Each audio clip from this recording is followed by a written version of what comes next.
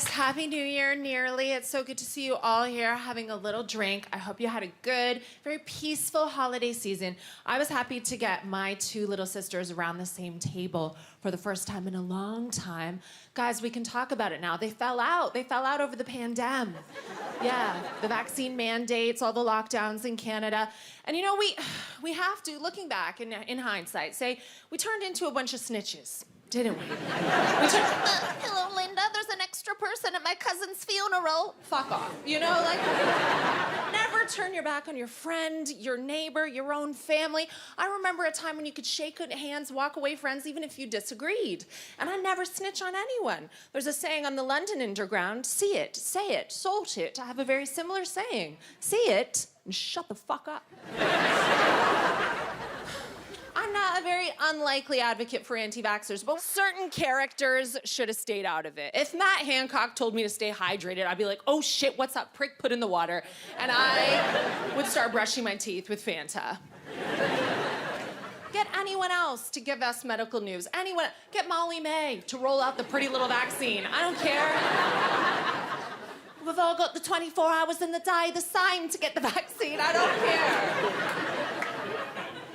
No, my sisters weren't speaking because they disagreed, so I have two sisters. I love them both very much. There's Carrie, my favorite, and Joanne, who we don't like.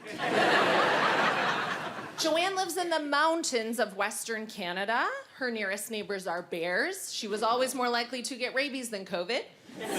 Joanne is 35 and otherwise healthy, but she is vaxxed to the max. She was isolating. Joanne would take a vaccine for testicular cancer if it was offered to her. And that's fine. I respect everyone's right to keep themselves and their community safe how they want. But Joanne wouldn't speak to Carrie because Carrie feels that there might have been a group of people who were trying to sneak a chip into her body so that they could follow her very boring life that she publishes to social media for free. And that is the more exciting sister to talk to. I love Carrie very much. My only problem with Carrie is that she has breast implants. And guys, we're friends. I have breast implants. So I can tell you that all breast implants have a unique serial number written on them. But you never hear a conspiracy theorist glamour model in your damn life. Not one has ever been like, oh my God, Tracy. I think he's chipped my tits, babe.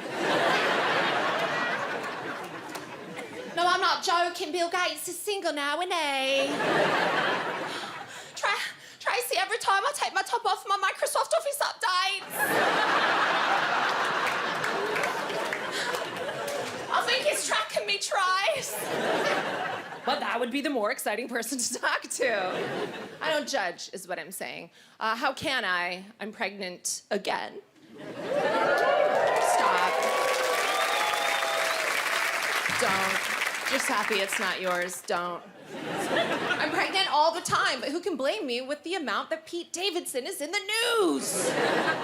Ladies, have you seen this man? He is unstoppable. He's been rumored to be with Kim Kardashian, Kate Beckinsale, formerly, now dating Emily Ratajkowski, allegedly. He's dated Ariana Grande, and people are like, how does this guy do it? Like, he's a comedian, he's very famous, he's funny, but what? How's he getting these totally hot women? Could it be his 10-inch penis? Yeah. Yeah, I think it might be. Which is a lot more impressive here in the UK on the metric system. That is 25 centimeters.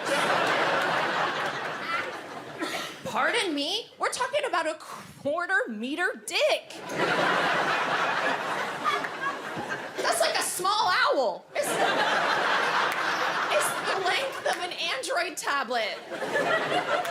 Good luck posting it. It will not fit in a standard size envelope.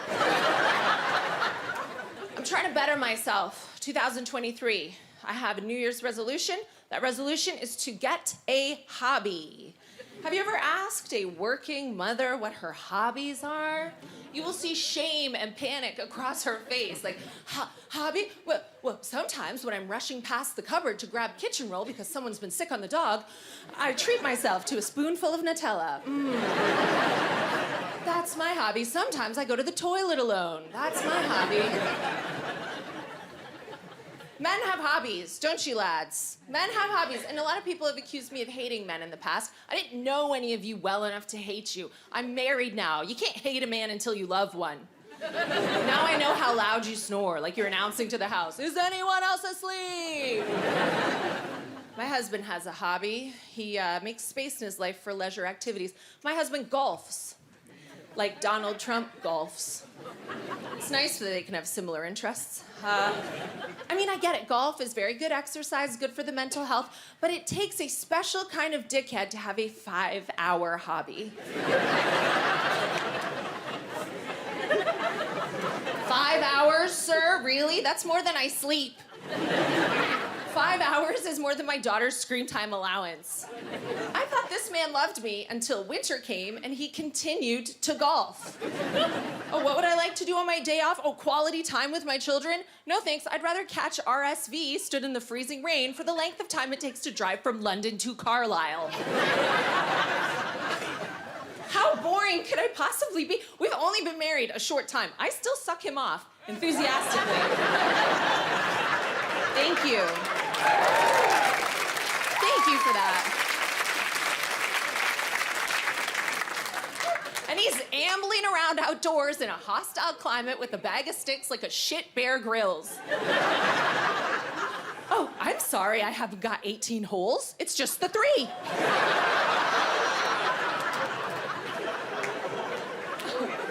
I just want you to spend time with me. I suppose I could make them more challenging by adding obstacles, a sand trap. Invite his friends over for a game of Scramble. I don't know. That's funny to me because in the car today, I asked my husband loads of golf questions on the way here, like, what's a scramble? So he had a hand in writing those lovely jokes about how golf makes him a prick. Well, guys, I gotta continue growing all these babies. You know, unlike Nick Cannon, I cannot impregnate 12 Instagram models in a fortnight. So I wish you a very happy new year.